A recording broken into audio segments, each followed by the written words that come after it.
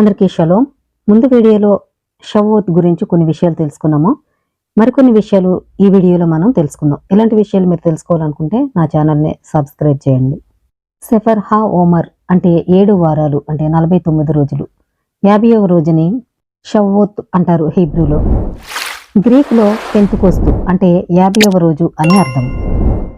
నిర్గమకాండము 23వ అధ్యాయము 14వ వచనము.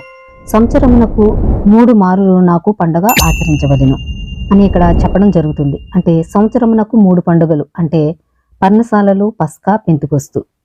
ఈ పండుగల్ని హీబ్రూలో పాసోవర్, షవ్వోత్, సుక్కోత్.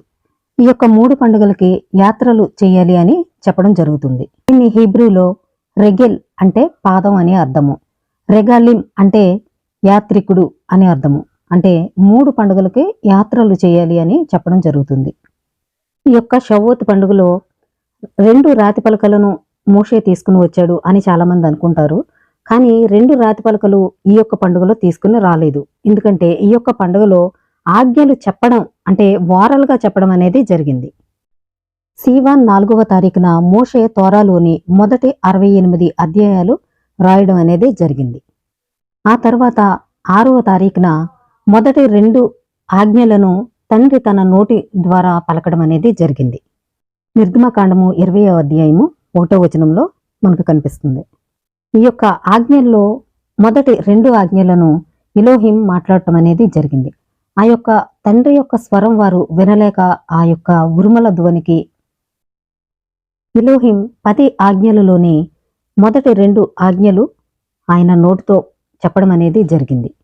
మొదటి పదం ఈజిప్టియన్ భాషలో చెప్పబడింది. దీని అర్థం మొదటి పదం ఆనోకి అంటే నేను ఎలోహిం అని చెప్పడం అనేది జరిగింది. ఎందుకంటే ఐగుప్తులో వారు నేర్చుకున్న భాషలో మాట్లాడటం అనేది జరిగింది. ఈ యొక్క 10 ఆజ్ఞలను హీబ్రూలో అసెరెత్ హదిబ్రోత్ అని అంటారు. అంటే 10 స్టేట్మెంట్స్. ఈ యొక్క 10 ఆజ్ఞలు ప్రతి షబ్బాతులోను, షవ్వోత్ పండుగలోను, తోరా పరాషాలో ఇత్రో భాగం వచ్చినప్పుడు ఈ యొక్క 10 ఆజ్ఞలను చదవడం అనేది జరుగుతుంది. ఇది చదివేటప్పుడు కూడా థామ్ ఎల్యోన్ అనే ఒక ప్రత్యేకమైనటువంటి ట్యూన్లో పాడటం అనేది జరుగుతుంది.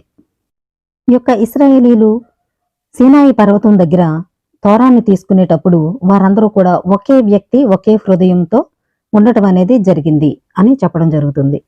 ఈ ఆజ్ఞలను ఎలోహిం మాట్లాడినప్పుడు ప్రజలు చాలా భయపడటం అనేది జరిగింది. నిర్గమకాండము 20వ అధ్యాయం 18వ వచనం. ప్రజలందరూ ఆ ఉరుములు, ఆ మెరుపులు, ఆ బూరధ్వని, ఆ పర్వత ధూమమును చూచి భయపడి తొలగి దూరంగా నిలిచి మోషేతో ఇట్లనిరి, నీవు మాతో మాట్లాడుము, మేము విందుము. తండ్రి మాతో మాట్లాడిన ఎడల మేము చనిపోవుదుము. అందుకు మోషే, భయపడుకుడి, మిమ్మును పరీక్షించుటకును మీరు పాపం చేయకుండునట్లును ఆయన భయము మీకు కలుగునట్లును తండ్రి వేంచేశానని ప్రజలతో చెప్పాను. అయితే ఇక్కడ 10 ఆజ్ఞలు అనేది ఇవ్వలేదు. ఇక్కడ వారల్గా మోషేతో చెప్పడం అనేది జరిగింది. అప్పటికి ముందు 2 రోజులకి ముందే ఆయన 68 అధ్యాయాలు కూడా రాయడం అనేది జరిగింది. ఈ యొక్క సీవాన్ 6వ తారీఖున 10 ఆజ్ఞలను చెప్పడం జరిగింది. చాలా మంది తెలియక షవ్వోత్ పండుగలో 2 రాతి పలకలను తీసుకుని వచ్చాడు అని అనుకుంటారు. కానీ కాదు, తమ్మూజులో రాతి పలకలను తీసుకురావడం అనేది జరిగింది. ఇంకా సీవాన్ 6వ తారీఖున సూర్యుడు చంద్రుడిని ఆపినటువంటి రోజు యెహోషువ ఈ యొక్క సీవాన్ 6వ తారీఖు అని కూడా చెప్పడం జరుగుతుంది. ఇది మెగిల్లా 31b. ఇంకా తాల్ముద్ ప్రకారం దావీదు మహారాజు ఈ యొక్క షవ్వోత్ రోజున చనిపోవడం, ఆయన పుట్టినరోజు కూడా ఇదే రోజు అనే తాల్ముద్ చెప్పడం అనేది జరుగుతుంది. ఇశ్రాయేలు ప్రజలు తోరాని తీసుకోవడానికి ముందు పర్వతం దిగువన యూదు ప్రజలతో ఒక నిబంధన చేసుకున్నాడు. దానిలో ప్రజలు ఎలోహిం చెప్పినదంతా మేము చేస్తాము మరియు వింటాము అని నిర్గమకాండ 24వ అధ్యాయం 7వ వచనం ప్రకారం వారు చెప్పడం జరిగింది. తోరా ఆజ్ఞలను పాటించడానికి మరియు వాటిని అర్థం చేసుకోవడానికి ప్రయత్నించడానికి తమను తాము కట్టుబడి ఉన్నట్లు వారు చెప్పడం జరిగింది. అదే సమయంలో వారు వినడానికి ముందే చేస్తాము అని ప్రతిజ్ఞ చేయడం అనేది జరిగింది. ఎలోహిం అరణ్యంలో తోరాను ఎందుకు ఇచ్చాడు? అరణ్యంలో తప్పనిసరిగా యజమాని లేనిది కాబట్టి ఎవరూ దానిని క్లెయిమ్ చేయలేరు. ఈ ప్రదేశాన్ని ఎంచుకోవడం ద్వారా తోరా అందరికీ సమానంగా చెందుతుందని ఎలోహిం మనకు సూచిస్తున్నాడు. అయితే తోరా యజమాని లేని ప్రదేశంలోనే కాకుండా నిర్జన ప్రదేశంలో నీరు లేని ఎండిన మరియు అలసిపోయిన భూమి కీర్తన 63:2 దుస్తులు, ఆహారం మరియు నీరు లేని ప్రదేశంలో ఎందుకు ఇవ్వబడింది? యూదు ప్రజలు ఈజిప్టును విడిచిపెట్టి తోరాను స్వీకరించడానికి అరణ్యానికి సాగు చేయని భూమికి వెళ్లారు. వారు ఎలా నిర్వహించాలో వారికి తెలియదు. మోషే యొక్క ఘనతలో మన్నాను పొందారు. మేఘస్తంభంలో వారిని అద్భుతంగా రక్షించింది. అది అహరోను యొక్క ఘనతలో వారి దుస్తులను శుభ్రపరిచి పరిమాణానికి మార్చింది. మరియు మిరియం యొక్క ఘనతలో నీటిని పొందింది. ఇది మనకు ఒక నైతిక పాఠంగా ఉపయోగపడుతుంది. ఒకరు తోరాను అధ్యయనం చేయాలి మరియు పూర్తిగా ఎలోహింపై ఆధారపడాలి. అప్పుడు ఆయన భౌతికంగా మరియు ఆధ్యాత్మికంగా అవసరమైనవన్నీ అందిస్తాడు. సీనాయి అనేది యూదులు 40 సంవత్సరాలు నివసించిన అరణ్యంలో ఒక భాగము. అది సీనాయి అని కాకుండా బమిద్బార్ సీనాయి. సీనాయి అరణ్యంలో అని ఎందుకు చెబుతుంది? ఇప్పుడు చూద్దాం. బమిద్బార్ సీనాయి అనే పదాల సంఖ్య విలువ 376. ఇది షాలోమ్ అనే పదానికి సమానం. యూదులు తోరాను స్వీకరించడానికి సీనాయికి వచ్చినప్పుడు వాయిచాన్, షామ్ ఇస్రాయెల్ మరియు ఇస్రాయేలీలు అక్కడ శిబిరం వేసింది.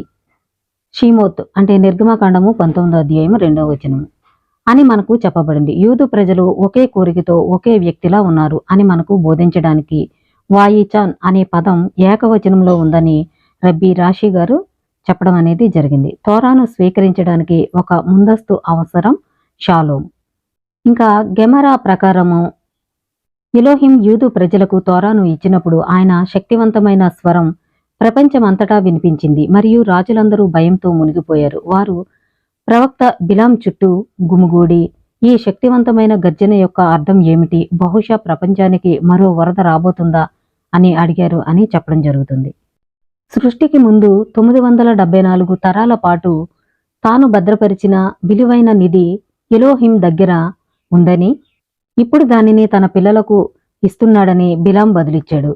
ఎలోహిం తన దేశానికి బలాన్ని, తోరాను ఇస్తాడు. కీర్తన 29:11 అనే వచనంలో చెప్పబడింది. అంటే తోరా ఇచ్చినప్పుడు అనేక పెద్ద పర్వతాలు ఉన్నాయి, ఎత్తైన ప్రదేశాలు ఉన్నప్పటికీ సీనాయి చాలా చిన్న పర్వతం అయినా ఆ పర్వతం మీద ఇవ్వడం అనేది జరిగింది. ఎందుకంటే వినయము, విధేయత అనేది ఒక మనిషికి చాలా ముఖ్యం. కాబట్టి చిన్న పర్వతం పైన ఇవ్వడం కూడా జరిగింది. ఇంకా మోషే కూడా అంత గొప్ప వ్యక్తి అయినప్పటికీ ఆయన కూడా చాలా తగ్గింపు స్వభావాన్ని కలిగి ఉన్నాడు అని కూడా చెప్పడం జరుగుతుంది.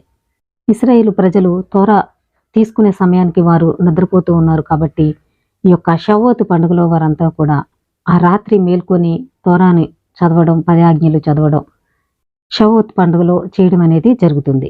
ఇంకా ఈ యొక్క పండుగలో మందిరాలని సువాసన గల పువ్వులతోనూ ఆకులతోనూ అలంకరించడం కూడా జరుగుతుంది. ఎందుకంటే సీనాయి పర్వతం ఆ సమయంలో పుష్పించి ఉంది అని కూడా చెప్పడం జరుగుతుంది. అందరికీ హ్యాపీ షవ్వోత్. షలోమ్.